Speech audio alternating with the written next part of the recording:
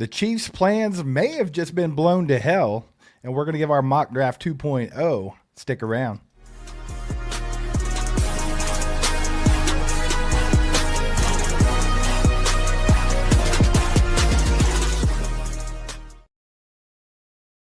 Ladies and gentlemen, football fans, how we doing, everybody? Good to see everyone here on a Sunday night. Do your boys a favor, hit that like button, get more people in here. Let's have a good time tonight talking some football. Mike, right off the rip, we got some crazy news that we'll talk about. And then we're going to give our mock draft 2.0. We already did the first one about a week or two, probably about 2 weeks ago. But we've tweaked it a little bit, and we're going to give you kind of an idea of where we're at right now, what we think the Chiefs are going to do in the draft.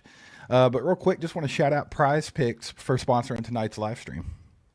Chiefs Kingdom, we have officially partnered with Prize Picks, America's #1 sports picks app. Prize Picks is a daily fantasy sports platform. It's distinctly separate from a traditional sports book, and it's the absolute best way to add some extra heat to every single game. The app is incredibly easy to use. You aren't playing against sharks. You're just picking more or less on an individual player projection. Think Kenneth Walker's total rushing yards per game, more or less. Travis Kelce's total touchdowns in 2026, only 4, more or less. You just pick at least 2 players, lock in your lineup, and you're in the action. Prize Picks is available in most states, including California, Texas, Florida, and right here in the heart of America, Missouri and Kansas. One thing we love is the new public feed. You can actually find and follow us directly on the app at All Chiefed Up. You'll be able to see our live lineups and tell our picks before we even post them here on the channel or our other social media platforms. So if you haven't joined yet, just download the app and use code HMA when you sign up. When you play your first $5 lineup, you're going to get $50 in lineups instantly. Click the link in the description, use code HMA, and remember to always play responsibly. Now back to the show. That's right, guys. If you don't have Prize Picks, get that bad boy. There's a link in the description. Click it. Use the code HMA when signing up. Let's go. We appreciate them sponsoring tonight's live stream. Mike, some crazy news today about the one guy that is linked to the Chiefs the most in the upcoming draft. God, it doesn't get any better ever. What is going on? Okay, so here we go, guys. This dropped today. Ruben Bane is linked to a 2024 Miami crash that left passenger fatally injured. Oliver Connolly dropped this today. I'm going to read the article to you in case you haven't used it or seen it. I think it may have been behind a paywall. I'm not for sure. Ruben Bane, a projected top 10 pick in the 2026 draft, was involved in a fatal traffic collision in Miami in March of 2024, according to records and reports reviewed by the Read Optional. The incident has not been previously reported. Bain, then a sophomore at the University of Miami, was driving on I-95 in Miami at 4 a.m. on March 17, 2024, when his vehicle struck another car before careering into concrete barriers on both sides of the highway, according to police crash records. They go on to say one of 4 passengers in Bain's car, Destiny Betts, a 22-year-old college student from Georgia who was visiting Miami for spring break, suffered incapacitating injuries and was rushed to the Ryder Trauma Center from the scene. She never regained consciousness. Betts died on June 13, 2024, after spending almost 3 months in a coma. A second passenger was hospitalized with injuries. 2 other University of Miami players were in the car at the time of the crash, linebacker Wesley Besanti and Nigel Kelly, who both transferred to UCF, or at least Kelly did. Both teammates of Bain at Miami and both eligible for the 2026 draft. It goes on to say the police crash report states that Bain operated his vehicle in a careless or negligent manner following the collision with the second vehicle. Bain's car, owned by a company in Miami, struck the east concrete wall before being redirected into the west concrete wall, where it came to rest. It was later towed after sustaining disabling damage. And then this is the last thing they say. Multiple league sources confirmed they are aware of the incident and are continuing to investigate. It remains unclear if it will affect Bain's draft position. Now, Steve, look, a lot of people are saying this guy right here come out and he just put a hit piece out on Ruben Bane, that it's been taken care of. And then this was actually pulled up today. His family said this: We received your request regarding a potential article about our daughter, Destiny Betts.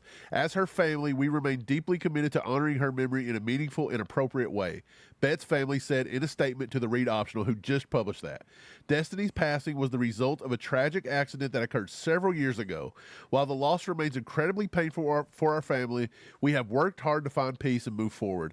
At this time, we are not seeking public attention surrounding this tragedy and respectfully request that our family's privacy be honored. We also wish Mr. Ruben Bane the best as he continues his life and career. And then at the bottom, it says the careless driving charge against Bain was dismissed by court approximately 2 weeks before her death while she remained in a coma. No finding of criminal liability has been made in connection with the crash of her death.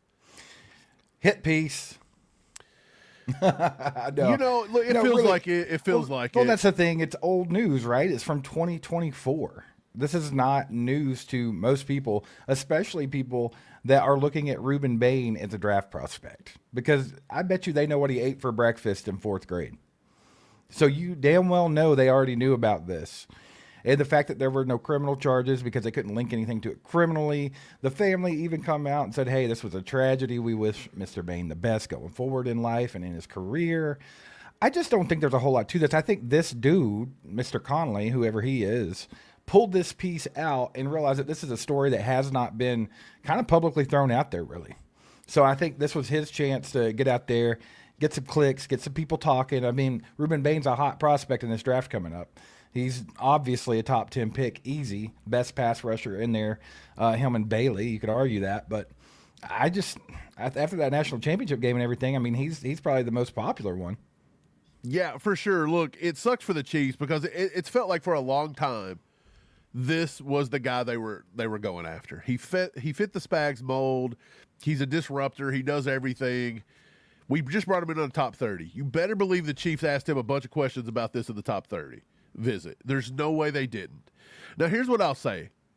If this happens, if this happened and everybody's cool with it, if he gets drafted to any other team besides maybe the Raiders, because they've dealt with this before, true, it's probably not a big deal. But with the Chiefs and Rashee Rice and the shit we just went through with him, do you want to take a chance? Because they said there was also a second incident in 2025 where he was cited for reckless driving, and then they dropped that one too because of some kind of a clerical error or something. So he does have a history of being a little bit of a slapnut behind the wheel. And if you're a Chiefs fan, you look back to the whole Rashee Rice thing, you get a little bit of PTSD. You don't really want this. Look, I'm not going to say Ruben Bane's a bad dude. I'm not going to, that could have been the worst moment in his life, and I'm sure he struggles with that daily. I'm not going to throw that in his face and use that against him and make that him going forward. That's not fair to him. That's not fair to anybody in those kinds of situations. But with the Chiefs and our fan base going through this already with Rashee Rice and having something kind of like this, and luckily Rashee Rice didn't kill nobody, but still, this just looks bad for the team, and it just looks bad going forward. I don't know if you even draft Ruben Bane at this point. Like, well, it scares me in a way. The way I see it, I understand the reluctancy, but to me, this is what it does for me. It makes it possible for you to draft Ruben Bane at pick number 9 without trading up. So. Well, that's maybe. What I think about it. Because here's the thing. I think this is a non-story. And I understand where you're coming from because of the Rashee Rice stuff. And we don't want more negative attention and things like that. But this is the past. What I would do is draft that dude at number 9 if he's sitting there. I would run to the podium. I'd be happy as hell that I did it. And then I would immediately take his car keys and driving privileges away. Well, look, like, are we we'll so give sure you a he's driver? really Just fall? You're never gonna drive. Are we so ever. Sure he's gonna fall? Look, he didn't get in trouble. Everything was dropped. The family didn't go after him civilly. They didn't go after him for nothing. He's played at Miami with no other incident. All the teams know about it. So are we so sure he's gonna fall to 9? For all we know, he's still a top 2-3 pick. You still may have to go up and get a guy now with a driving record and a history, and that kind of scares you a little bit because now you're going to trade more assets to have to go get him. Right. Well, that's the thing. I think that does kind of like potentially maybe add a red flag. It's like a Laremy Tunsil situation. But here's the thing, dude. I think that all of the teams in the NFL that have already scouted this kid through and through, they've probably already talked to him about this in a visit. Yeah. So my thing is if they have a red flag beside Ruben Bane, it was already there.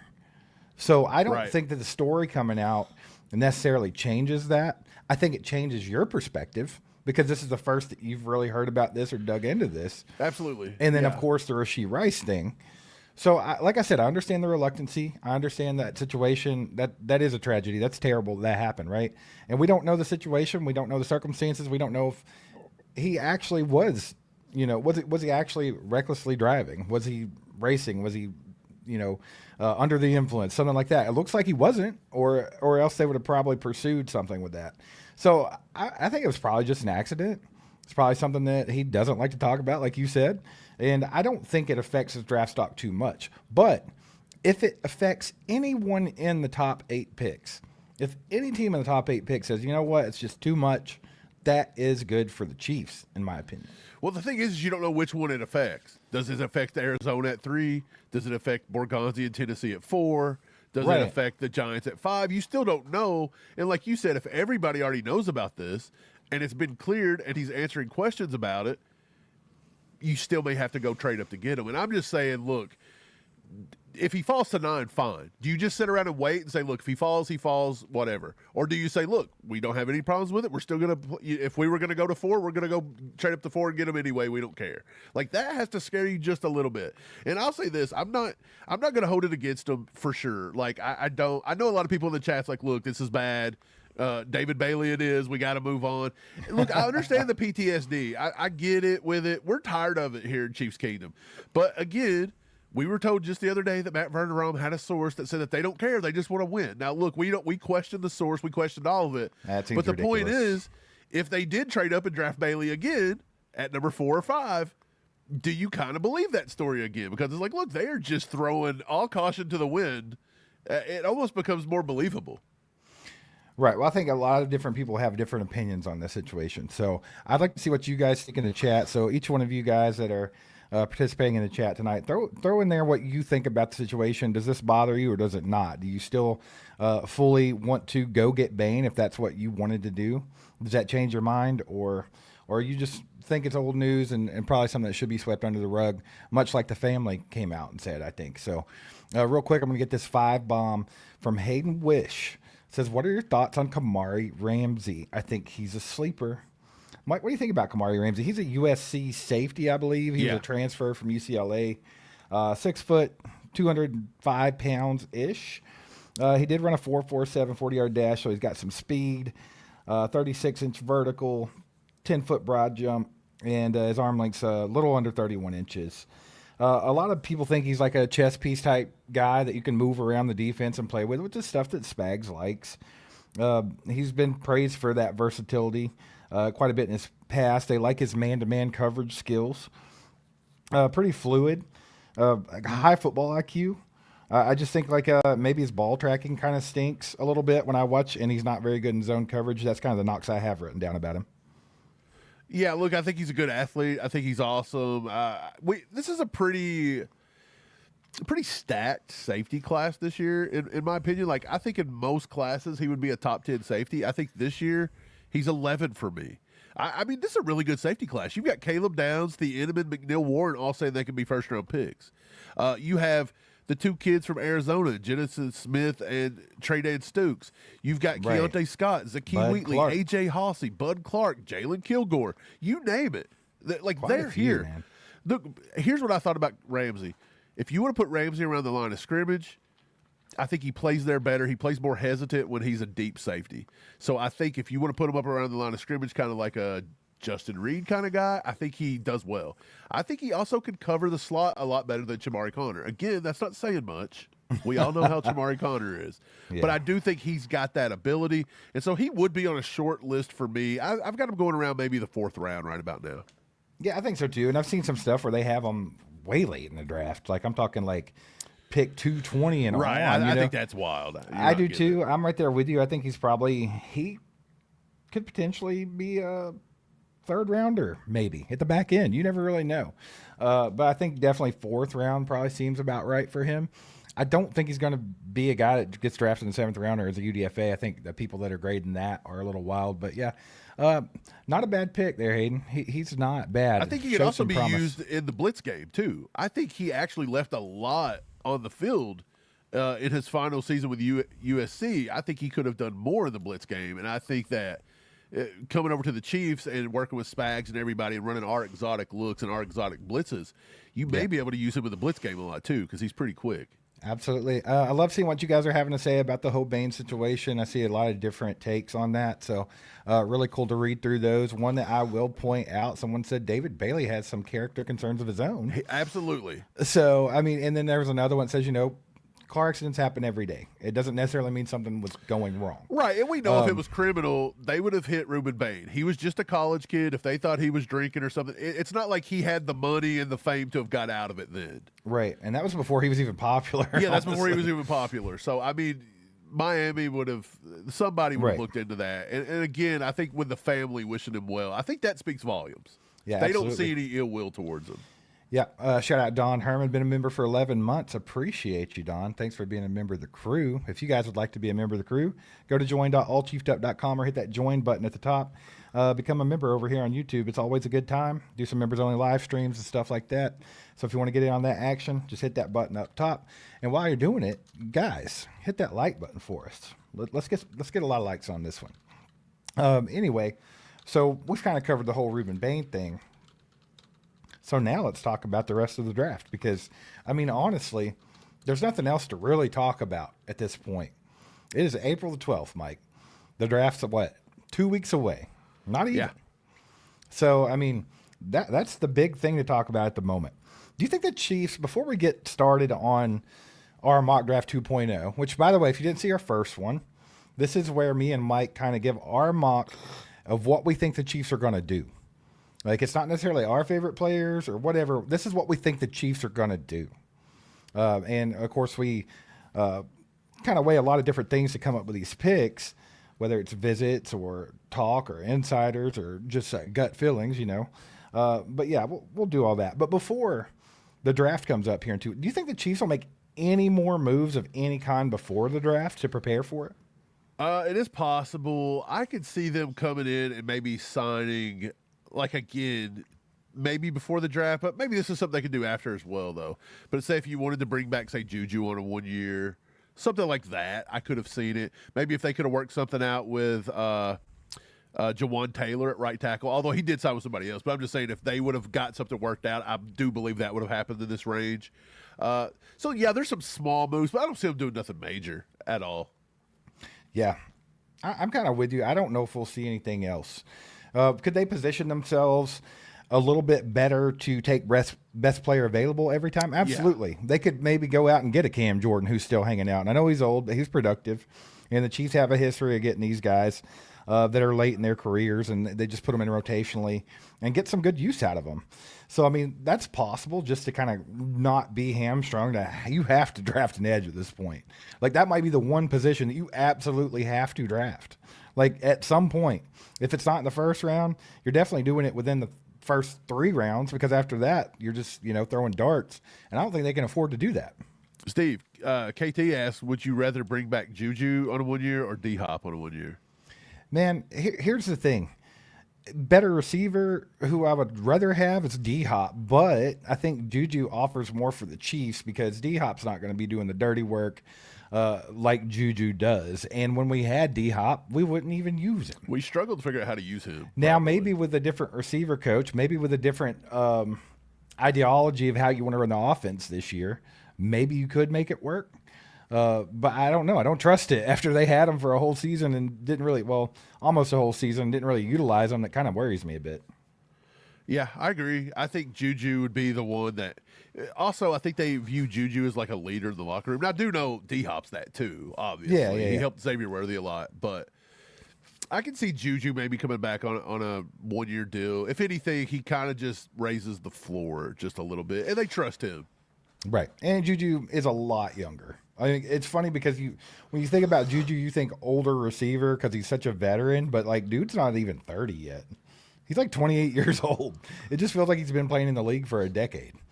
And right. I mean, it's getting close. It has to be. So it's pretty wild. Even people are still talking about this Ruben Bane thing. I posted up a poll 3 minutes ago. It says, does the Bain news change your thoughts on drafting him? 58% say no, 42%. But I am seeing a lot of people that is coming out and saying lots of things about this crash. And again, this is a police investigating crash. Unless you think the police are covering something up for Ruben Bane, it got dropped. And again, the family doesn't see nothing wrong with it. So for me, the only concern is the Chiefs just have a lot of this player, problem, and Rashee Rice with another car crash. So it just feels bad optics in a way. But if you put that to the side, look, nobody knows the full story. Nobody knows anything. The only ones that did that is the cops. And again, you don't know the whole reasoning behind it. It could have been the other car could have been at fault. There could have been, maybe it wasn't even a car. Maybe a tire blew out. Nobody knows. That's the thing. There's not enough details. Stuff happens all the time. So, it's hard. Nobody needs to sit back and judge. Because, again, Ruben Bane in this situation lost a good friend. And I bet he feels responsible for that every day. It probably messes with him. So, there's no reason for everybody to sit on their high horse and judge somebody for that. That's just not or right. pile on. And he was a kid at the time, too. I mean, come on. Yeah. Like I said, I think it was an accidental thing, more than likely. But anyway, 5 bomb from Hayden. Again, appreciate you. Thanks for the support. This is another sleeper, in my opinion, is Chris Johnson, ball hawk. I don't know if I'd call Chris Johnson a sleeper at this point, because I think this kid is a round 3 guy easily. Could Chris go Johnson, higher. I am getting Could go word higher. that Chris Johnson's going in the first round. That could happen, dude. He's going to go, if I'm not mistaken, from the last few things I've heard, people are saying that people need to move him up the draft board. It is very possible NFL teams will take him at the end of the first. Anything that makes Avion Terrell fall lower, I'm for it. Let's go, baby. I like Chris Johnson. I like Chris Johnson. I think Chris Johnson fits our scheme very well. I He's think very Chris high Johnson's IQ. excellent. The only knock I have on Chris Johnson is there's not a lot of tape against good competition. So No, it's very but he's like, got a lot of good intangibles, and he's smart. And that's what I trust absolutely. the Chiefs to bring in and figure out. Yeah, well, while we're speaking about Chris Johnson, Mike, you want to knock your draft out real quick? Because I think you put him on your list. Yeah, I'll go ahead and run through my draft. Here's what I had. So this was before the news of Ruben Bane today, ladies and gentlemen. But I will say this. I don't think it hurts his draft stock. And I do think the Chiefs have to come out of the top 10. We're going to explain these. You guys know the players at this point. We're going to explain why we took it. I moved up to number 5 with the Giants, and I give them number 9, 109 in our round 3 that we got from the Trip McDuffie for next year. So to me, I think that's really not a lot. The round 3, 2027 was basically a gift. Right. So we basically give up number 4, 109. We go up, we get to the top 5. We get an explosive pass rusher, the best defensive end in this draft. He's high motor. He wrecks games. He's good in the run game. Everything about Ruben Bane we like. We have to come out of this with a top tier pass rusher, in my opinion, because the Chiefs haven't done anything to get any pass rush. So at number 29, Chris Johnson, I'm taking 29 Chris Johnson right here. I think he's going to go in the first round. It is possible he doesn't even get to the Chiefs. It's very possible he doesn't get there, and the Chiefs would have to trade up. But, yeah, he's high IQ. He knows what he's doing. I really like him. Pick 49 with the Chiefs, round 2. I took Eli Stowers out of Vandy. I think we have to replace Kelsey. I think this is a guy. Now, look, Stowers has been rumored that he may get into the back end of the first round. Correct. I don't know why it says pick 49. That should say pick 40. So other than that, it should be round 2, pick 40. I also have Eli Stowers as Chris Johnson twice, so just good job. Keep going. But it's okay. So I didn't move that one. So round 2, pick 40 is going to be Eli Stowers, Vandy. I thought that was good value there. I liked it. At pick 74, round 3, I got Antonio Williams. Look, if you don't think Jordan Tyson's worth taking because of the medicals, Antonio Williams is Jordan Tyson's route running. He's not Jordan Tyson's overall savviness, but I do think Antonio Williams can produce. I think he's a movable piece that Andy Reid can play in the slot. He can play on the outside. I really like Antonio Williams. He is so smooth. He knows how to stack his route tree. He knows how to get open. I like Antonio Williams. Dude. I think he makes enough plays down the field. Yeah. At pick 100, I moved back into the back end of 100. I give up pick 109 and 169 to come back into pick 100, and I drafted Jalen Kilgore, who is a DB out of South Carolina. Why did I do that? Because I already grabbed Chris Johnson. Chris Johnson's going to play on the boundary. Him and Noah Williams are going to take care of the boundary. Kilgore is going to give you more of an upgraded Kamari Connor. He's going to give you more of a L'Jarius Sneed style. He's going to be able to play the slot pretty well here. I really like him. He hits hard. He's all over the field. I watched some of his film the other day, and I do think he's a Spags guy made over. So I've got Kilgore going there. At number 148, round 5, I've got Michael Heldman out of Central Michigan. He is an edge rusher that's not getting that much love, but I do think he's going to crack the top 150. He gets after the QB. He knows what he's doing. Excuse me.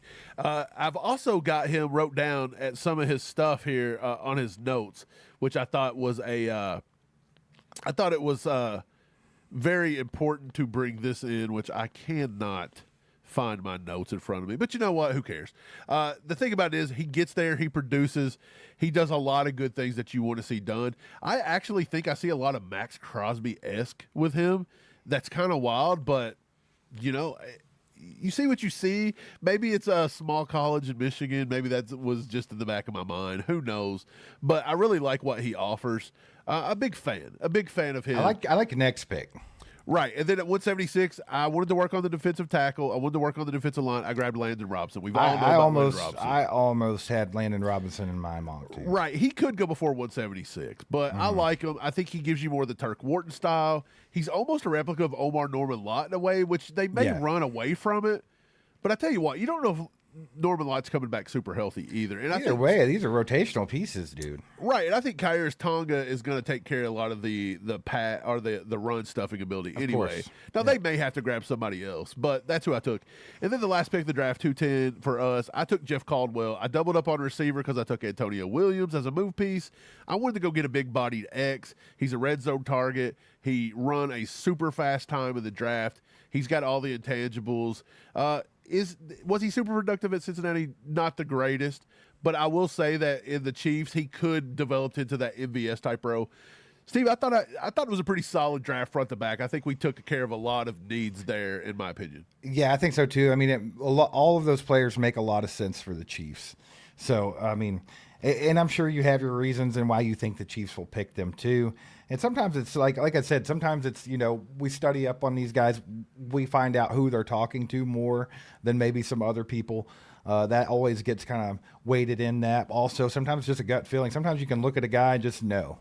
Like that something about that is a Chiefs player. So I thought it was pretty good. Michael Heldman, by the way, the stat I was going to tell you was that in 2025 he had 12 sacks and he had a 25% win rate. That was what I was trying to tell you, was that stat, and I didn't want to get it wrong. 25% win rate, and he's a Spags guy, Steve. 6'4", 270. He's not small. He's a good run defender. He can get to the passer. Yeah, for sure. I'll go ahead and bring mine up. You're probably going to see a couple of repeat offenders from my first mock, so I just kind of tweaked it a little bit.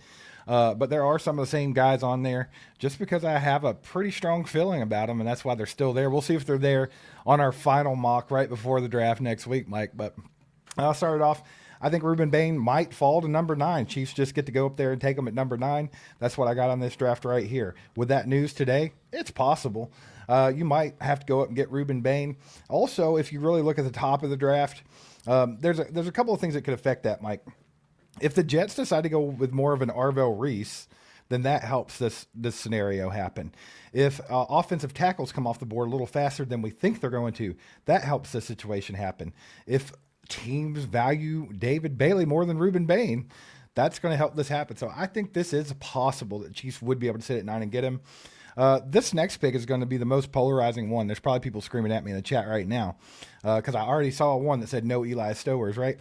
Well, I got the Chiefs taking Eli Stowers at pick 29 in round 1. Mike said that there's been a lot of smoke about him going to back into the first round. And here's the reasoning, at least from my perspective. The Chiefs have to do something about tight end. They just do. Kelsey's playing one more year, and they've yet to replace him in any sort of fashion.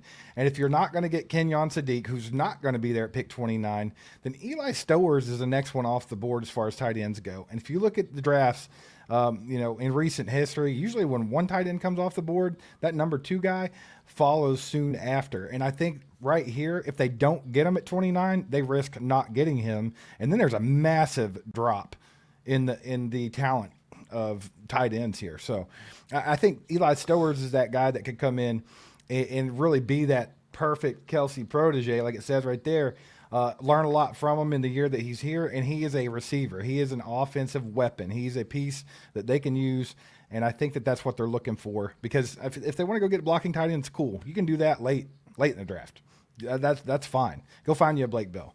But I think if you want an offensive weapon at tight end, which the Chiefs like to utilize, you have to go Stowers if you don't go Kenyon Sadiq. Okay, round 2, I also had him trading up 5 picks and giving up pick 40 and pick 176 to go up and get Caleb Banks, who was falling a little bit because of that foot injury. Caleb Banks is kind of a my guy here. I think he's got a massive ceiling. He could do a lot in this league. He's very Chris Jones-esque. He even says he models his game after Chris Jones. Very confident guy. He thinks he could be even better than Chris Jones, which Chris Jones found a lot of humor in that and actually likes the kid.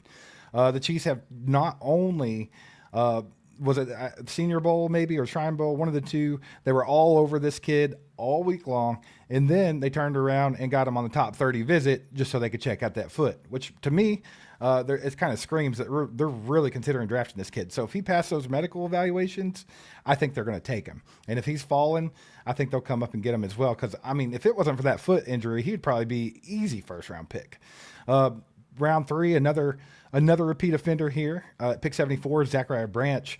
I'm sorry, but the more I watch tape of this kid, he is the Chiefs type receiver. They would rather have Zachariah Branch at 74 than take one of those guys in the top 10. I'd almost bet it. If you were to type in right now, what receiver is most reminiscent of Tyreek Hill in the 2026 draft, Zach Branch is going to come up. He gives you that yak ability. He's explosive. He's shifty. He's speedy. He's gonna do all those things, and he's fun to watch.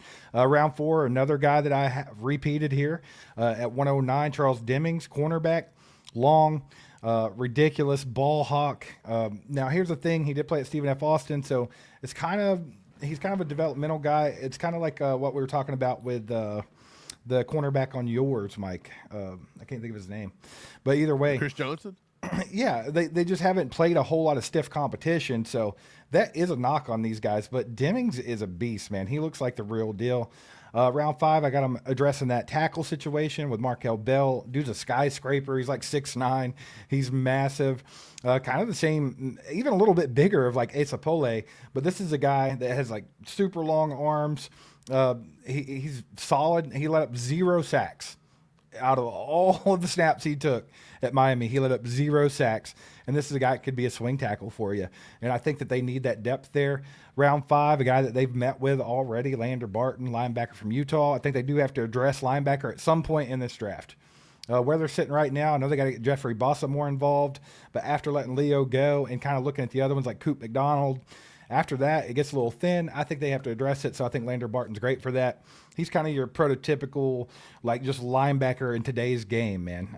Big dude. He's sideline to sideline, pretty fast, tackling machine, high football IQ. And then round 6, at pick 210, this one's a bit of a flyer here. And let me tell you why I did it. So Josh Moten could very easily be a round 7 or a UDFA. He played at Southern Miss. He didn't play any stiff competition, really, except for one that it specifically sticks out to me. And it was 2024 versus OSU with Jeremiah Smith. He shut him down. Literally shut him completely down. And you start looking at this kid, super physical, very L'Jarius Sneed-esque, really gets in these guys' heads, super long, super fast. And he also has some special teams impact, so I think they might take a flyer on Josh Moten because I only addressed cornerback with Charles Demings, and I think they have to at least get 2 cornerbacks or potentially like one of those safeties that swing to the nickel. They're going to have to get 2 or 3 of those in this draft, so I kind of went thin here with just 2.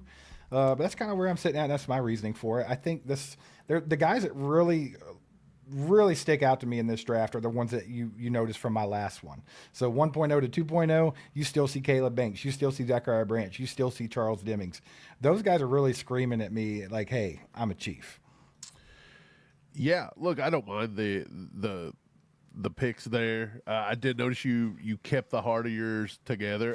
Hayden with a 5-bomb says, hot take, but I think Akeem Mesidor would be around the same draft range if he wasn't 25. So I guess he's talking about being in the top. I don't even care that he's old.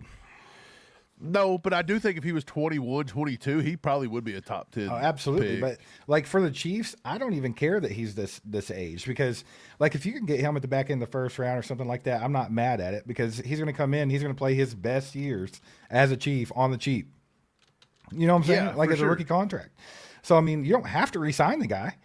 And contrary to what a lot of people think, when you draft a guy, you don't have to be looking for a second contract with him. I mean, if you can get 4 or 5 years out of him, that's a win. You don't have to re-sign him.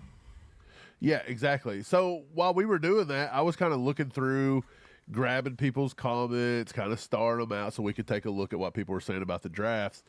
These are some of the few that I pulled out. Dwayne says that round 1 trade for Bain with the Giants would never happen for that cost. Laughing. Definitely going to have to give up more. So look, it's possible you got to give up more, but I also didn't just make that up off my ass. Like, I used a draft value chart. So the Giants draft value at number 5 is 1,700 points. The Chiefs was 1,350. So that is a total of 350 points the Chiefs have to give up.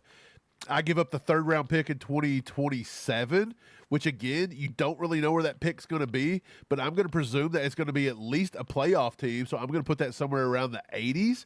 So that's about 190 points, which means you have to give up.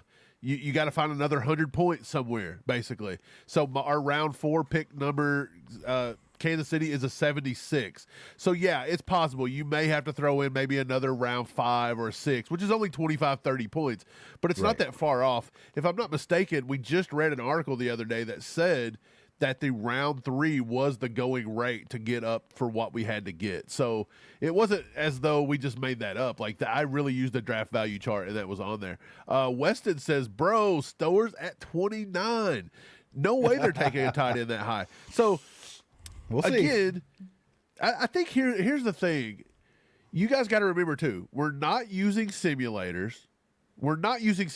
This is not how we do our draft. The Chiefs don't go in on draft day and use a simulator. Like, we're going through and picking these picks. Boom, boom, boom, boom, boom. We're using our draft board, and these are things that you will see from us. So the next one was Peter, who says Antonio Who got to do better than that, talking about Antonio Williams at 74. Go watch Antonio Williams, brother. Yeah, so here's the thing. If you guys are using draft simulators, you're using someone else's draft rankings.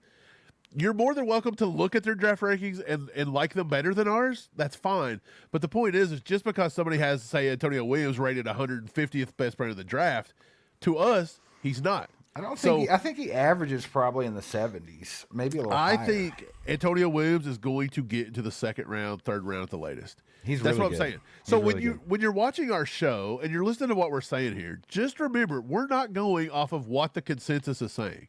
We're telling you what we think they're going to do. I think Chris Johnson's going to go in round 1. We've heard that Eli Stowers has a chance to get up to the end of round 1. So we may not like it because we all think that, I seen somebody said, get Chris Johnson at 40. Why are you getting him at 29? That'll never happen. Well, we don't think he's going to be there at 40. Me and Steve, all chiefed up, do not think Chris Johnson will be there at 40. You take him at 29 or you ain't getting him. Right, same with Stowers. You take him at 29 because he's not going to be there at 40. Well, yeah, I took him at 40. It's possible that he could slide out of the 1st round. I don't think Chris Johnson's got That's a 50-50. That's a coin flip. But so, I told you this. I was like, I was thinking about putting him at 40 as well. But when you think about Kenyon Sadiq probably going in the top 15 picks, that makes Eli Stowers' value go up. Exactly. Well, we've heard about this, and I think even Todd McShay has been on this. He's got tons of people. He is starting to say that Eli Stowers is starting to get round 1 hype. So again, we're just asking you guys to take this with a grain of salt. We're not putting out what draft simulators do. We're using our rankings, and we are drafting based off our rankings. Now, at the end of the day, our rankings could be wrong. You don't have to trust our rankings. You can go listen to Daniel Harm's rankings. You can go listen to somebody else's rankings. Don't care. Not going to offend me. But at the end of the day, when you go back and the draft comes and Eli Stowers sneaks in the round 1 or Chris Johnson sneaks in the round 1, you come back and give me a little credit and say, Mike, you were right. Well, I think that's something don't shit on me now and then don't give me the credit when it happens, because I'm trying to tell you things that we're hearing and things that we're implementing. So I think Antonio Williams will be a top 75 pick. Stowers and Chris Johnson's got a chance to get into the 1st round, and that's what we're drafting off of is our takes on the draft. We're not regurgitating somebody else's takes. Right. We're giving you our takes. Well said, but let's talk about that for a minute. Let's talk about some of these guys that we think is positioned a lot differently than what I think the popular opinion is. And here's the thing, guys. How many NFL drafts have you watched where all these guys start coming off the board and you're like, really? They took them that high? Dude, it's Cole every Strange year. comes to mind. Dude, every year this happens, right? Well, here's the thing. Not picking on anybody. I love you, Sam. But he says, what was it? Stowers and Caleb Banks. That's way too rich for both of them. And that's not, that's your opinion. And actually, it is slightly risky with Caleb Banks, depending on how the foot injury is. Yeah. And Stowers with the fact that he's from Vandy, but that means he played good competition. But I think when I look succeeded at Vandy too. He had giant numbers. So when I look at it, I'm with Weston. I think that Stowers is going to go in the early second round. So if the Chiefs want him, they got to take him at 29. So right. I mean, if you don't think he's getting to 40, you would have to. And here's the thing about Caleb Banks: I had the Chiefs trading up 5 spots from 40 to go ahead and nab Caleb Banks because he fell a little bit. Because I'm going to be honest with you, if that foot is not a big deal, he might go first round as well. Peter Woods is easily first round. And I would say the Caleb Banks thing, is right Steve, there. is maybe the one that we disagree on the most. You are very convinced that you think Caleb Banks could possibly be in the first round, and if he falls, he's not falling too far in the second. It would all depend on the foot injury. Right. For everything I'm hearing, I think he's pretty deal. much out of the first round at this point, and he could fall all the way to at least 40 to 45. That's what I'm hearing. See, but that's my thing. You could be right. I'm not saying that you're wrong. Okay, let's just take yours into perspective, and that's exactly why I drafted him where I drafted him. Because if the Chiefs are sitting at 40 and they gets to pick 35, 36, and Caleb Banks is still there, we already know they love the kid. So right, I mean, you're if he's saying high so up don't give on it a their chance board, for somebody else to come get him 100%, if he's falling. 100%. So I also highlighted this one for Brian too. Brian said move up on the 29th pick and take Peter Woods. You'd have Brian, to. I'm going to tell you right now in all transparency, I tried that.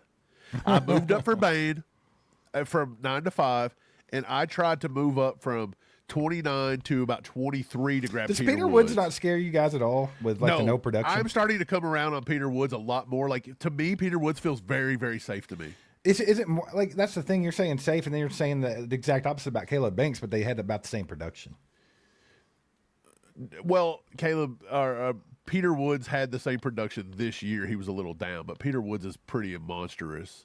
If you look, like, Peter Woods is like a night and day better player than Caleb Banks. I don't know if I agree with that. Another hot take there. That's something we don't agree on. We do not agree on. I think the they're right there. I think they're draft, both apparently. Kind of the same. Somewhat. I think Peter Woods is heads and shoulders. I have Woods higher on my board than Banks, but I think they're kind of the same. Like, they didn't give you the production that you thought. They both have massively high ceilings, basically. It's like you got these guys that are both like freak athletes, both kind of the same type of deal, defensive tackle with a quick first step, can get after the quarterback, create chaos, all in that Chris Jones vein. And it's like, to me, I feel like they're right there neck and neck. And I give the nod to Peter Woods just because mainly of the health concerns. Well, I'll say this. I'll say Caleb Banks has better measurables. He's got bigger hands, longer arms, bigger wingspan. Almost a 10-inch bigger wingspan.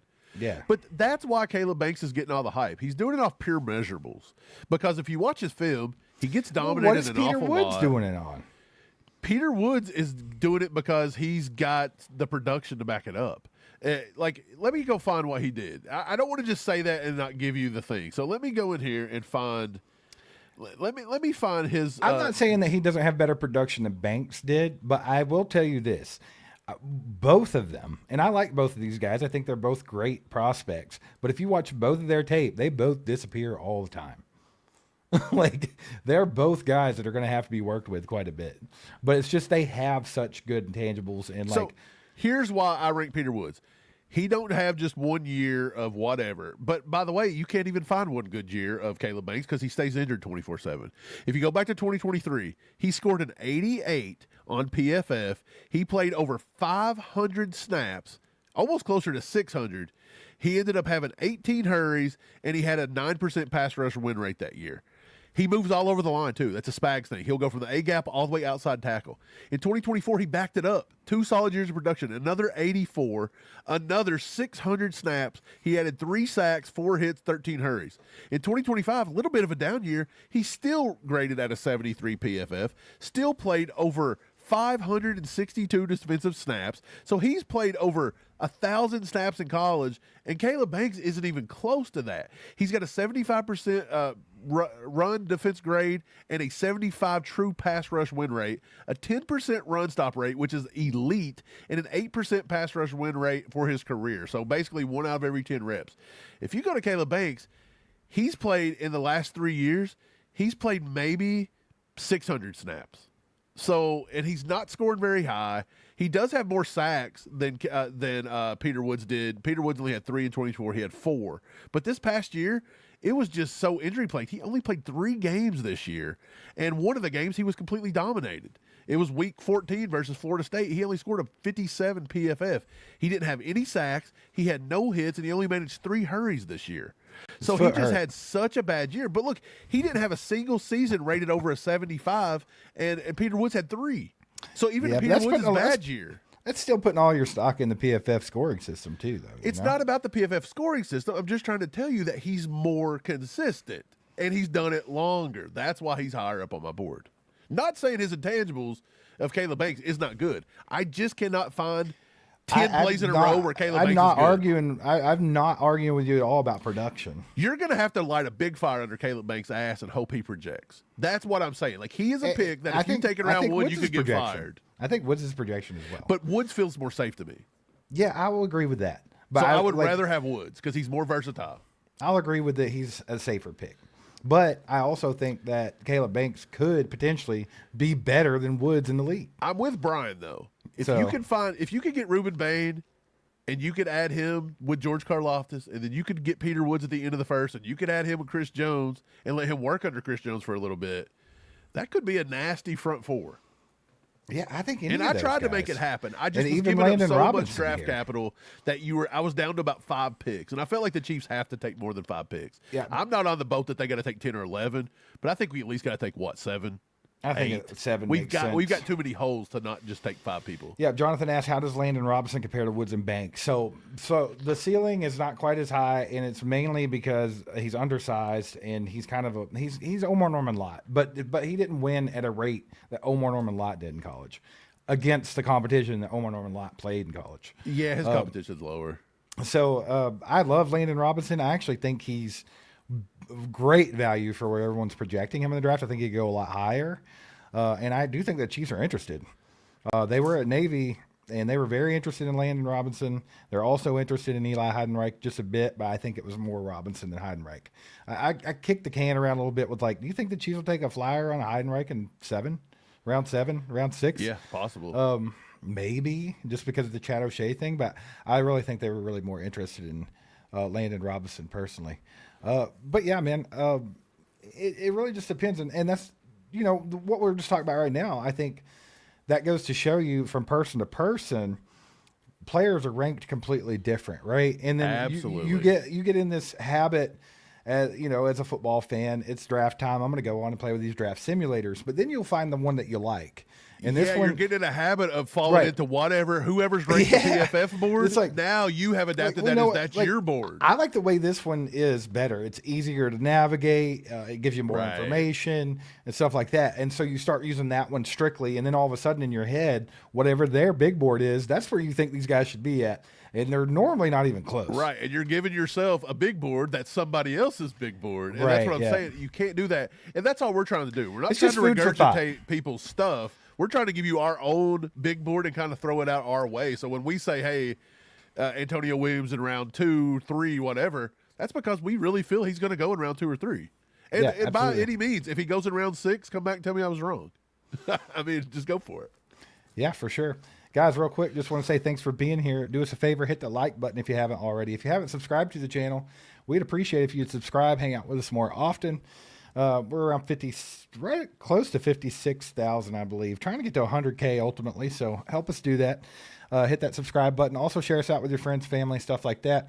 Real quick, want to shout out a sponsor of tonight's live stream, Zarda Barbecue. We'll be right back. All right, y'all. Y'all got to check out our favorite Kansas City barbecue spot, the legendary Zarda Barbecue. They have 2 locations, one in Lenexa, one in Blue Springs. Get over there and get yourself an $11 lunch. We highly recommend Ashton Gelati Sandwich, the KC Takeaway. Get that bad boy with a side of baked beans and, chef's kiss. It doesn't get any better than that. And if you're feeling something a little different, you can grab their new wings. Those things are freaking amazing. And did I mention their sauce game is top tier? So get over to Zarda Barbecue because they're legend.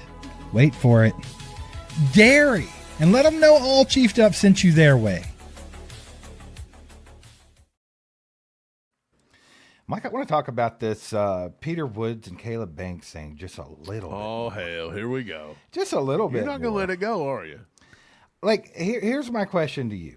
And like I said, I'll give you Okay. that Peter Woods is higher on my big board. I've told you this Yeah. flat out. Like, I do have him graded higher. But do you really think there's that big of a gap between the two? Yeah. You do. Okay. I think Peter Woods is a first-round pick, and I think Caleb Banks is a mid-tier second-round pick, and I think it's all projection.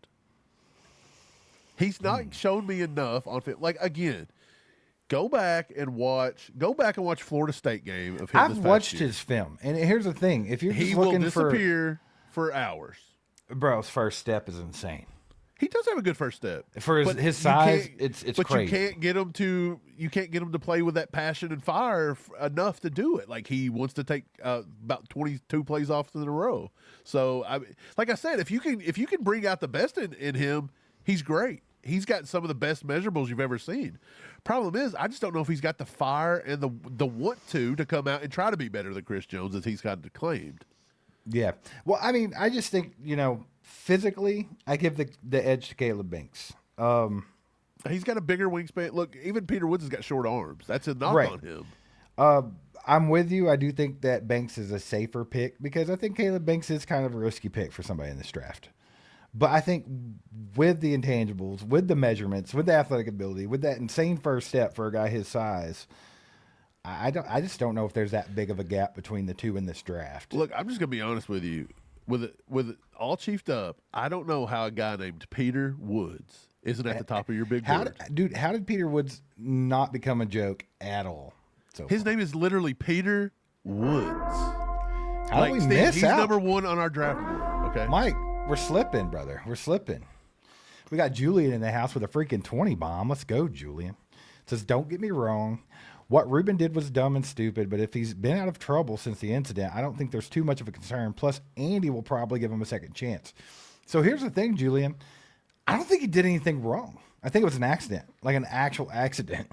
So, I mean, just the same way as if you went driving and you were to have an accident and someone was in the car with you, doesn't necessarily mean that you were doing something wrong or that you're dumb or stupid or anything like that. So I truly think it was probably just an accident. I mean, that's the way it was treated. That's the way it's been. And it's not been a big story up until draft time when Ruben Bane's projected. the big top 10 indication pick. is the girl's family. If they thought he was being stupid, if they thought he was drunk, if they thought he was racing, they probably wouldn't have been so lenient on him. Right? So I feel like they'd be like, look, this dude needs to be in trouble. My daughter's not even here right now because of this guy. But I think they see it as it was just a freak accident. It's an accident. Yeah. And so I think everybody just got to chill with it. Now, but I'm with you, Julian. I do think if there was something to it that maybe led to that, I think that Andy Reid is the type, obviously, to give second chances. So, Well, I I think a lot of people in the chat, too, and Steve, is kind of irritated because he got in trouble for reckless driving again in 2025. So they're like, did he learn his lesson? Like, a girl died, and he's still doing that's true, this. but you do realize that if you're speeding over a certain amount, that they can get you for reckless anything over driving. what? In Kentucky, it's if you're 10 going or 15? 15. So, like, Yeah. you could be going 85 on the freeway. How many reckless at driving 60, and they're going to hit charges you with reckless could you driving. have had? You know what I'm saying? Like, Right, you could probably get one every other day that you're driving down the freeway. yeah. Shout out Julian in the chat with that 20 bomb. Y'all put some legendaries in there for him. Appreciate you, brother. Man, I don't know. I don't think that this is going to affect Ruben Bane too much. I also don't think it's going to affect how the Chiefs view Ruben Bane. Because here's the thing. We don't know for sure. I'd say the biggest head scratcher for the Chiefs in this draft, trying to figure out what they're going to do, is it Ruben Bane? Is it David Bailey? Like, they literally could try to go off script a little bit and get David Bailey because, I mean, as a pure pass rusher, I know he's more of the speed rusher type guy, but Mike, you've watched his tape as much as me. He can play down in the nitty gritty too. I think they could get him to where he could be a decent run defender.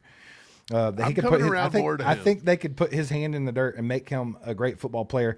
And I mean, 15 and a half sacks or whatever he had last year, that speaks for itself. Dude was going crazy. He did it at Stanford. He did it at other places, too. It wasn't just a one-off Yeah, so, year. I mean, it's not 100% that if the Chiefs decide to go edge rusher first, that it would be Ruben Bane. It definitely could be Bailey.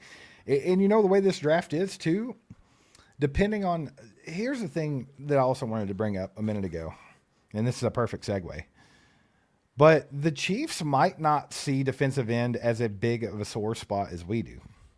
I don't know how. They should, but that we thought that all last season, and they didn't care. Especially though, look though, you get rid of Right. Mike Now, Dana let me explain. and O'Menihue. Like, Let where me are explain. you going here? Let me explain. Is Mike Dana or Charles O'Menihue at the level that a Ruben Bane or a David Bailey could be? No. No. I Exactly. mean, their ceiling's going to be higher than these two. 100%. So here's my thing. If the Chiefs really aren't as big on this edge rusher thing as we are or fans are, they might be completely fine with taking the Danny Sutton third round. They might be completely fine with taking if you're like, look, Malachi Lawrence or somebody like that. Right. You know?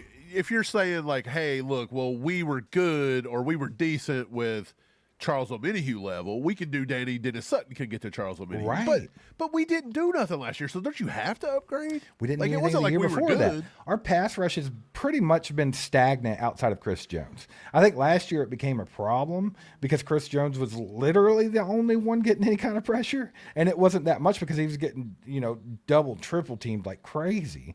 Plus Chris Jones isn't getting any younger. So, I mean, he struggled a bit last year to produce the way he had been in previous seasons. I think it just became a huge sore spot.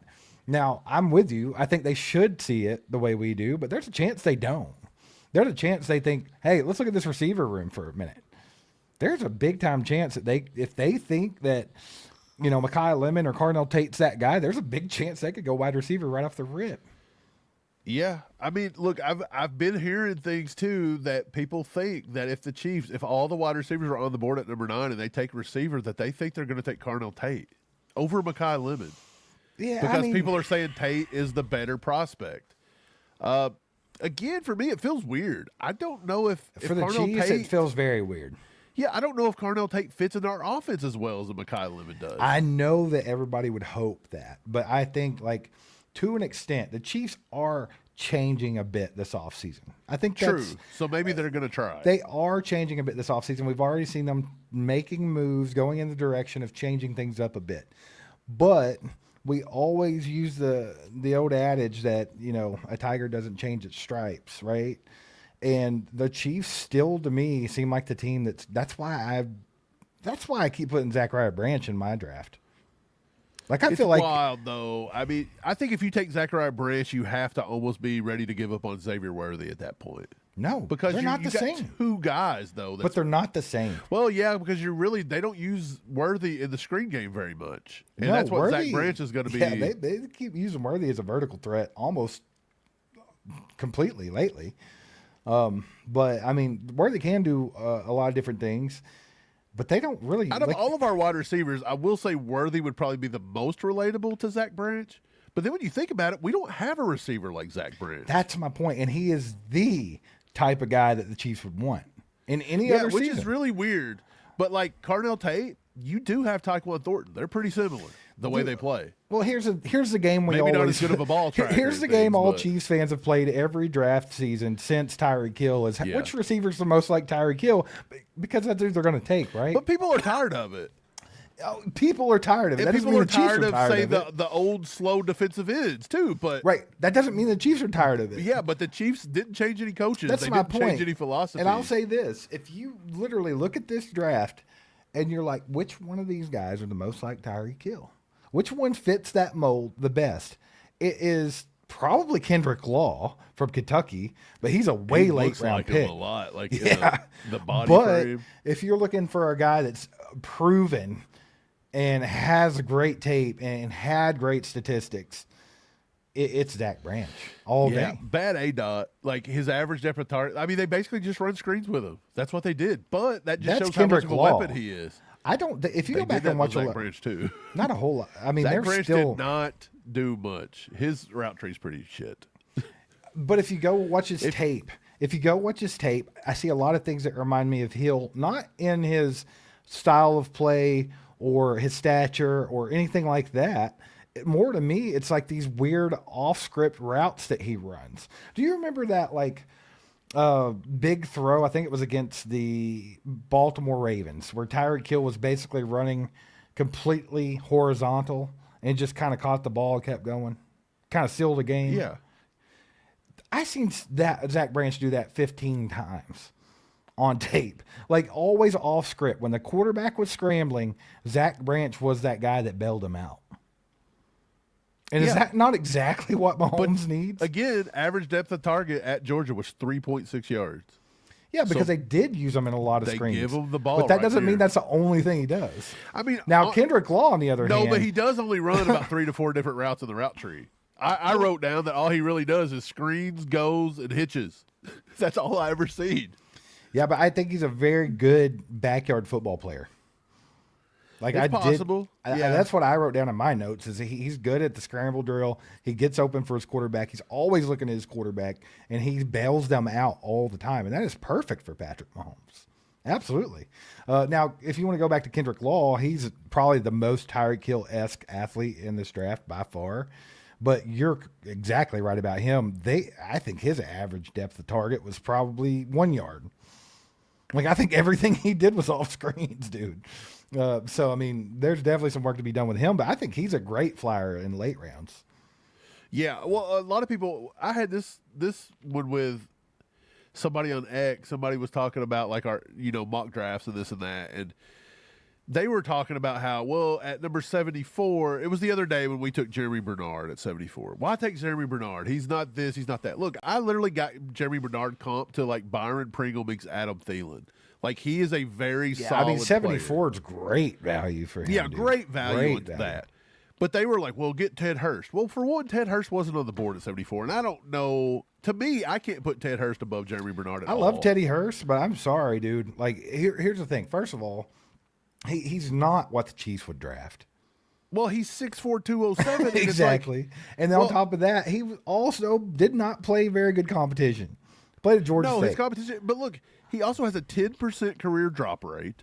So now you're just like, you're begging for MVS. So maybe they will draft him. But here's the one thing that I was trying to tell this guy that people are just not getting in their heads. Like, because, again, people see certain mock simulator boards and they think guys go here, this guy goes here. Well, go look at those boards. They're going to have like Reggie Virgil at like 220. And I'm telling you right now, Reggie Virgil has been talked about no later than the 5th round. So he's not going at the end of the 7th like these mock drafts. So they've always got players on their board that are just wrong. But another thing that they don't do is they don't look at the fit with the Chiefs and they don't look at the fit within the system. So if you're a quarterback playing with Patrick Mahomes in the Chiefs system, Steve, what is one of the most traits, like the highest trait that you probably need? It's got to be like a top 3 to 4 trait.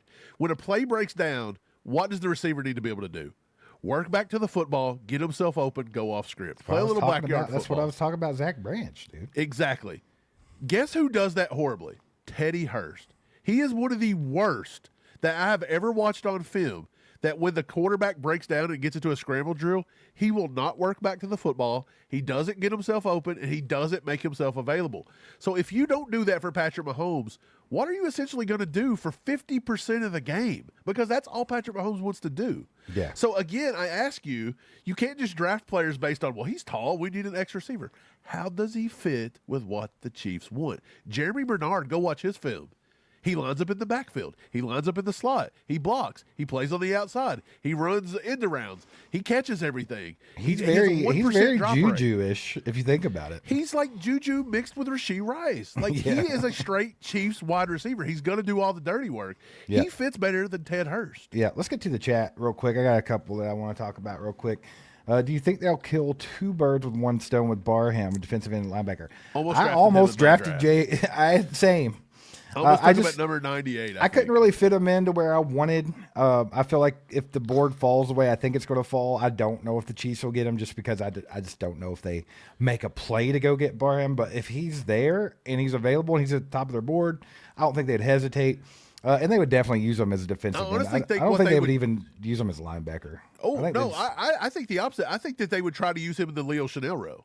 He can play linebacker. Really? He can rush off the edge, and he can spy the QB. Well, they put him on the edge, and he went nuts at the end of the year. And I think he could actually he could actually put his hand in the dirt and play over there. He might, but I'm just saying, like, I think he could also, like, because he's a linebacker, he could also do the Leo Chanel row. Versatility. One stone. I tried to put him in yeah. my top 100. And I took him out at the very last minute because I wanted to give us a. I took Jalen Kilgore. That's who I took. Yeah, like the way the board fell, I just couldn't fit him in. But I did think about that, Jonathan. So that's cool. I thought about Barnum. Calhoun says, I think Dennis Sutton is the most underrated DE of the entire class. He's not getting hardly any shine. I would almost agree with you to a certain extent.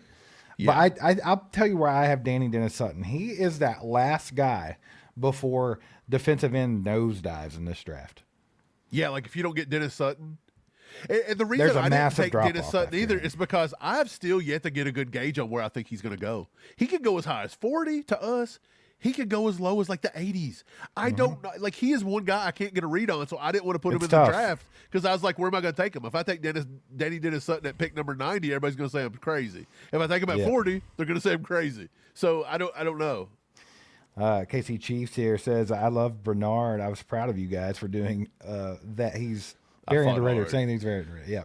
Mike, you had to get him that one day. I mean, absolutely. Like Weston says, he's just Mr. Old Reliable. That's what he feels like to me, even though he's a college guy.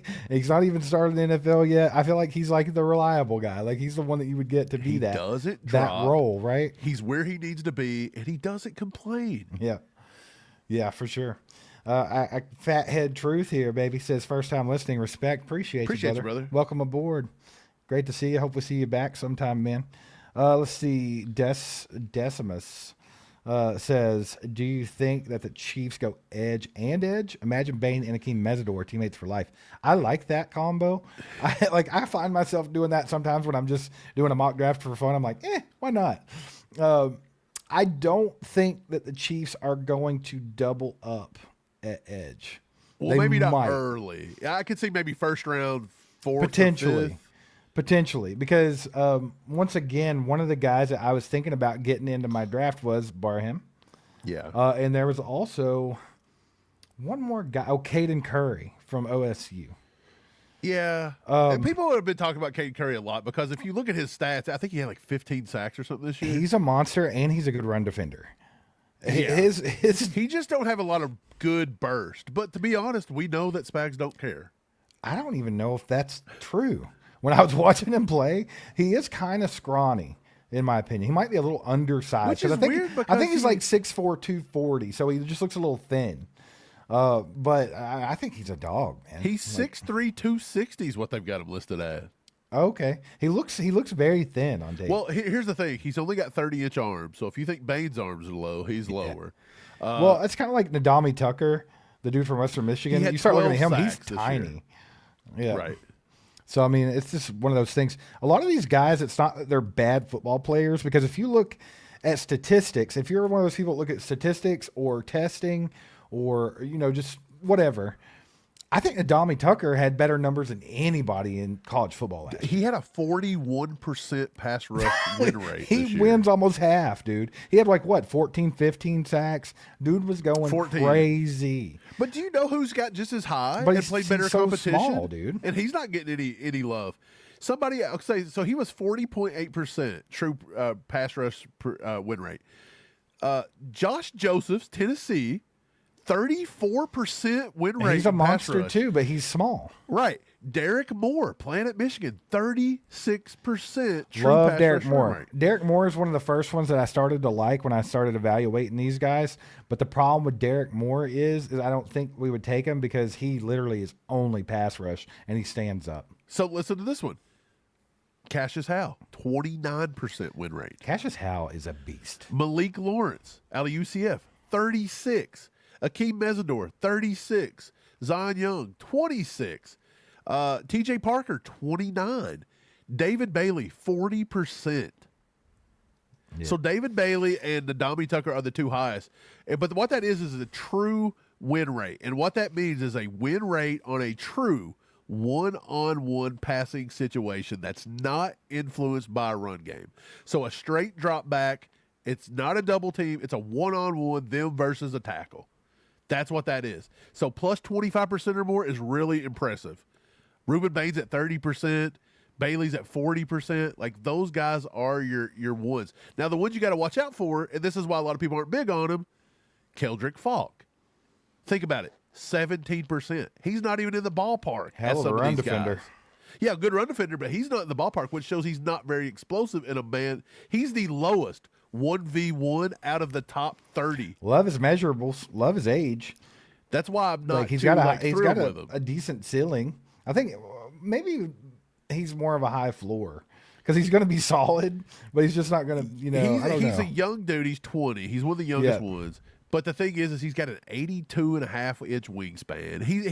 He's kind of like the defensive end version of Caleb Banks. Like, if you can get it out of him, he's got the measurables for days. You're just going to have to get it out of him. Mike, Mr. Williams says Hurst is better than most of the projected first-round wide receivers. Love the name, Mr. Williams. That's a good one. But here's the thing. I don't think so. Like, I don't think he is. I honestly don't. And, like, I like Teddy Hurst. Don't get me wrong. I think he's a cool prospect. He does a lot of really things really well. Good size, everything like that. First of all, he doesn't fit with the Chiefs. Just don't. Like, at all, hardly. And then on top of that, is he better than Carnell Tate? No. Is he better than Mekhi Lemon? No. Is he better than Jordan Tyson? No. Cooper? And those are no. And Omar Cooper? No. And those are the only wide receivers I've graded. Maybe for the first Denzel round. Boston or Casey Concepcion. I don't think he's better than either of those either. I think he could maybe be around a Denzel Boston. Maybe. And I don't put a whole lot of stock in Denzel Boston. I will say that there's times you watch Teddy Hurst, and of course he played at Georgia State. This dude's not playing anybody. Yeah. Like, let's be honest. He can run up his numbers all he wants, but he's not playing nobody. He had 999 yards in 2025. He had 18 missed tackles forced. That is the most impressive thing to me, is the missed tackles forced, because sometimes I'll see him and you're like, a dude that's 6'4", what is he, 6'4", 210? Yeah. Shouldn't be able to run like that, but he runs a 4.4 with a 1.55 10-yard split. He's pretty explosive for his size, and that's what projects to the next level. I would love to see him in a tougher situation than playing at Georgia State. Here's the thing. That's my thing. He plays a lot like Chris Bell from U of L. Chris dog. Bell is harder to tackle. He's more explosive. He plays Faster. better competition, and you can't put Teddy Hurst above Chris Bell. And right now, Chris Bell's my number 9. I Chris can't Bell's put a him dog, higher than bro. him. Teddy Hurst my number 10 If wide Chris receiver. Bell wasn't coming off an ACL, guys, he would be way up there on mine. Oh, 100%. He would be right up there, man. If you But I like think that the Hurst is- AJ Browns of the world, like, he's your guy. Yeah, I think Ted Hurst is going to be more in the NFL. He's going to be more of a possession wide receiver that if he catches a seam just right, he can give you some yak ability. Yeah. Chad says Jordan Tyson is best wide receiver in this draft.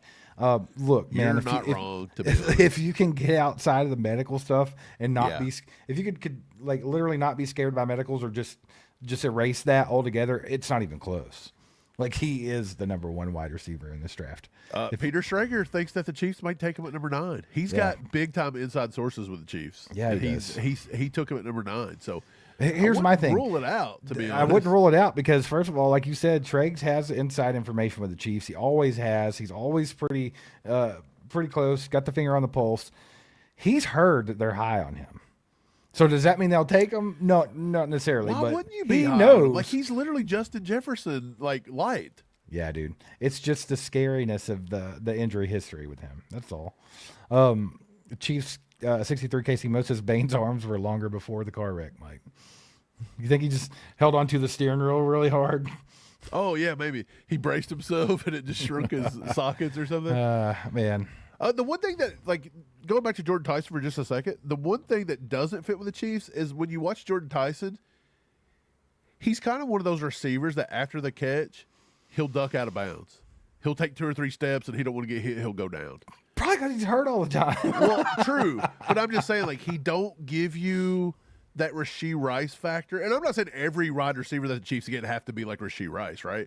But I'm just saying, like, that may be the thing. So if Rashee Rice really is the guy that's on the cusp of not being brought back long term, he's not a Rashee Rice replacement by any means. Like, he's more of a route savvy. He's a Jay Jetta. He's a true wide receiver 1. If he can stay healthy, he is the best wide receiver. Yeah. 100%. Mickey Moonrock says, is wide receiver as big of a need given we have KW3 and should be running the ball more? Tight end seems like a bigger need going forward. So wide receiver, I think, is a need for the Chiefs if you just look at the wide receiver room right now. Like, you don't think it is because you think, well, we got Worthy, we got Rice. Royals hasn't played a snap. They haven't signed back Juju. Hollywood's gone. They got Taekwondo back. They signed back Taekwondo Thornton, which is cool. They brought back Nico. Let's I use mean, him look this at time. that. He's Nico's awesome. not going to play wide receiver. He's going to return not kicks. at all. So yeah, it's definitely a need, but I'm not far off from you. I think tight end might be more of a need for the Chiefs. And let me explain. Travis Kelce has been the top receiver for the Chiefs for 7 out of the last 10 years. Okay, He's and basically I been our understand. wide receiver one. I understand that Travis Kelce is an anomaly, right? He's the GOAT. He's the best to ever do it. I understand that. But that's the way the Chiefs like to run this offense. And if that works and that's what Mahomes comfortable with, why not get a guy like a Stowers or a Sadiq that can come in and play that part? You know what I'm saying? Like, I think that makes sense. And then as far as, them running the ball more, I don't know if that plays a part into it or not, but absolutely they should be running the ball more. I mean, the way they're kind of setting up for this makes you think that. And also, if they're really planning to run the ball more, Mike, they might be a little more heavy on tackles than we think. Because It's possible. I don't think that Esapole or Jalen Moore are either one of them like a great run blocker. Well, let's be honest here. Andy Reid ain't going nowhere. How much more do you think People are we're probably going going to to be surprised at how much Kenneth We Walker doesn't don't get run. used. Yeah, we probably just signed this dude. We're still going to run the ball 15, 16 times a game. That's going to be max, and that's going to be pushing it. We should be running it. There's a lot of things that fans think we should be doing, but the coaches aren't there with us. So, Yeah. Weston says, yeah, but why did they go out of their way to keep Brenningstool? So I think they have some high hopes for Brenningstool. But here, in comparison, like Brenningstool was a UDFA. This guy did not even get drafted. Okay, and then you're talking Kenyon Sadiq or Eli Stowers, who could both be first-round picks because they are elite-level college receivers. So, yeah, I like Brenningstool too. I thought that was a really good one. I actually had him down, Mike, as I either had him as a UDFA or a 7th-rounder last year when we did this. So I like the kid. I think he's promising, but can I just say this? Kinda It hard doesn't to know. mean a lot. It doesn't mean a lot that the Chiefs go out of their way to keep certain people. No, We've went out of our way for the past few years to keep Justin Ross on the roster for 3 or 4 years. it's true. Okay, they didn't use him. We went out of our way last year. We tried to move heaven and earth to keep Najee Johnson from cutting him. Do you remember that? And then he stayed injured all year, and he was gone. Like, we go out of our way to keep a lot of players that are very mid on this roster for some reason. But we do this a lot. Yeah, Mickey makes a good point here. Tate did face CB2s all year long. People need to remember that's that. under the impression, too, that in college, You don't you're think- automatically having every defense shadow CB1 with whatever. Like, there's a lot of No, defenses but that I play do sides think of the that field. defenses were paying a lot more to attention to Jeremiah Smith, Smith, for sure. 100%. But that I think doesn't there's mean something that to it. the CB1 on the other side was always shadowing It doesn't mean Jeremiah that Smith. it doesn't mean that Tate's bad either. But I get what he's saying. Again, It I don't doesn't make think sense. I don't think Tate is. How do I say this without not sounding mean? I think he's a good wide receiver, but I think he's a high end wide receiver too. I don't think You he's think going he's to a be. T. Higgins? Yeah, like I don't see him coming in and being like, give me like a wide receiver one that come out over the past few years Jamar that like everybody Chase. freaked out about, like a Jamar Chase Yeah, or a no. who's the dude that they drafted in New York that got injured Tet last year? McMillan? That everybody was You're pumped talking about Malik Neighbors? Yeah, he's not that kind of guy that's just a No. true wide receiver one. Tate's always going to be a good complementary piece. He's not going to be the guy, I don't think. Maybe that's what you got from watching the tape where he was a complimentary piece. Exactly. Maybe. But I think that's where he thrives. But Because can- if he's not the complimentary piece, he may get shut down. Can he break out and beat that, though? Sure. Possibly. Yeah. Our girl Barbara in the Barbara. house with a 10 bomb. Let's freaking go. Says, guys, defensive end, no matter what in the first round. Who's with me on this? Great show, Mike and Steve. Got to. Appreciate you, Barbara. I think right now, the way it's set up, absolutely have to. The only way that you don't go out and just go balls to the wall on defensive end early in this draft is if you sign a veteran beforehand and you're planning on doing it next year. Like that's, and I don't think you can keep kicking the can down the road. You're not going to be in a position to take a top 10 edge rusher, or I'm sorry, a top 10 player in general, or a top 2 or 3 edge rusher in the rest of Patrick Mahomes' career. No. Look, another like, hot now's take, the time. Another hot take that you may not hear from nobody else, but all chiefed up thinks this. I think you're going to have a run on defensive ends in the first round because, like Steve said, after Danny Dennis Sutton, they drop off a cliff. I think you could have 6, 7, 8 defensive ends in the first round. It very well could. You could see Zion Young go in the first round, Mesidor go in the first round. You could see R. Mason Thomas slip into the front. Like, you don't know. Cassius Howell? Yes, Cassius Howell could still get in there. The only way you could not take a defensive end is you've got to just decide at number 9, there's nobody there. And then at number 29, you just like a guy like Chris Johnson or somebody better. But you got to take one at 40. If you don't take one at 40, you are effed. It's that simple. I think there's a couple of things beyond 40 that you're going to get. A couple of things that I kind of appreciate the Tim, by the way, Barbara. You're awesome. Thank you. A couple of things that I've kind of come to the conclusion of with this draft when I do all the exercises and keep looking at it. I think there's 3 things that could happen that it's really going to confuse people. I think what you talked about is absolutely correct. One of them, I think there will be a lot of defensive ends taken. I think that a lot of those guys are going to come off the board way earlier than people think. As far as like those Danny Dennis Suttons and guys like that. I also think that these offensive tackles are going to come off the board way earlier than people think. I think Francis Fanoa, Fano, I think Proctor. Who am I missing? There's like 2 or 3 other ones that I feel like could go early in the first round. Monroe Freeling. Yeah, these Blake guys. Miller.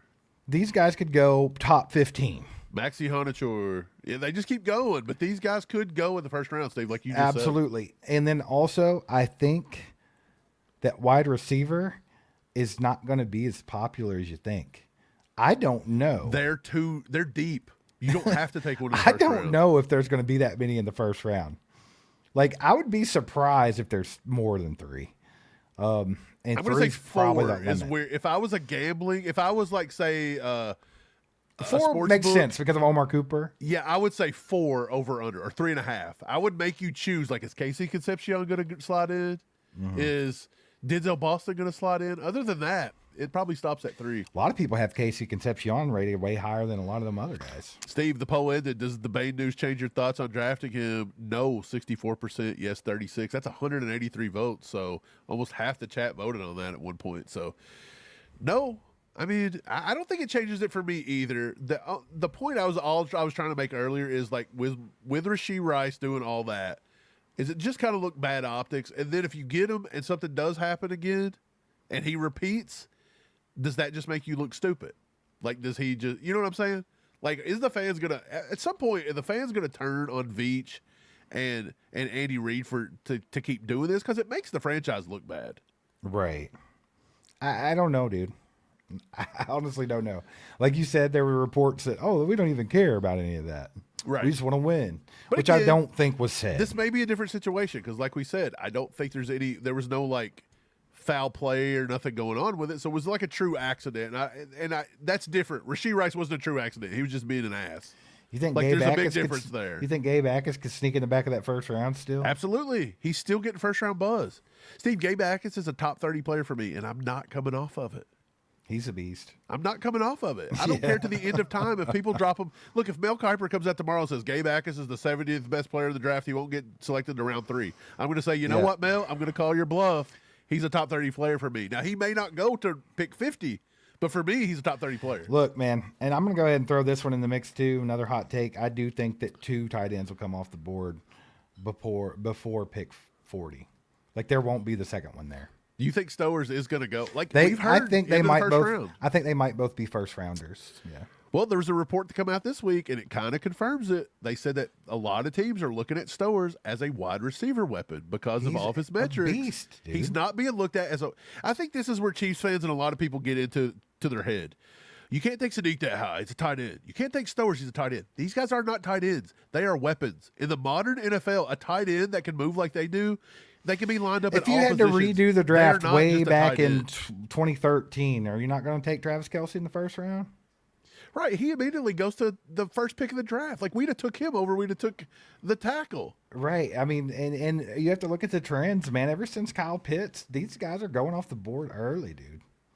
they're going off early. I mean, Brock Bowers went pick 13. You had one year where I think, what was his name? The kid that's really good now for Arizona, Trey McBride. Michael Mayer. There was two of them came off the first round. You also had Dulcich come out in that draft, and he kind of flopped a little bit. But he had a really good rookie season. Yeah. Right? Yep. So, I mean, I don't know. It's weird. It's weird to think about. But, yeah, I think they could be a lot different than people think. I think that the moral of the story, though, Steve, is you can't just say, look, it's a tight end, you can't take them. These guys are weapons in a changing NFL world. They are used differently. These are just big wide receivers at this point. Another thing is usually a couple, if not a few, inside offensive linemen will come off the board in the first round. Oh, yeah. And Ione is good. Yeah. So, I mean, Emmanuel it's weird. could do You start thinking, because I feel like sometimes when you think about the draft, you get too caught up in, skilled positions. Yeah. And you ignore things. And then, Mike, we saw, and I don't believe this would ever happen, by the way, but we saw a mock, and, you all watched it. It was the one that Mike was doing with the Arrowhead Addict guys, but they literally had these are content creators for the teams that were drafting. These are people that think they are in touch with the team that they were drafting for, and we saw Jacob Rodriguez come off the board in the first round. Yeah, to the Panthers. Or something like that. It's like pick 15. That's crazy. Kenyon Sadiq went number 12 to Dallas. I didn't even know Dallas was considering Kenyon Sadiq. I mean, I think Dallas would consider any kind of offensive weapon. They always do. But was it their big need corner? And they didn't even try to come up and get a corner. They didn't care. They took Kenyon Sadiq. And that's what I'm saying. People's like, well, 9's too rich. You might have to go back to 15. Right. Well, you can't guarantee he's going to be there at 15. So if he's the best player on your board and he's what you think that you need, take him. Who cares if he's a tight end? He's a wide receiver. He's a weapon. That's true, man. Guys, appreciate y'all being here. Do us a favor. Hit that like button on the way out if you haven't already. If you haven't subscribed to the channel, you should do that. Hang out with us more often. It was good to hang out with everybody. Thought it was a good conversation tonight. You guys let us know in the chat how you felt about our mock drafts that we think the Chiefs are going to do come draft time. We will do one more version of that before it's all set and done. We'll get that done right before the draft happens to kind of finalize it. That way we can see if we hit any picks this year. We've been on a roll, man. Next Thursday night. We've been on a roll. So probably next Sunday we'll probably come out with our last mock 3.0. Yeah, for sure. Shout out Prize Picks for sponsoring tonight's live stream. Be sure to go to the description, click that link, get Prize Picks, and use code HMA. Also, shout out Zarda Barbecue for sponsoring tonight's live stream. And we'll see you next time, guys. Go Chiefs. Get wild.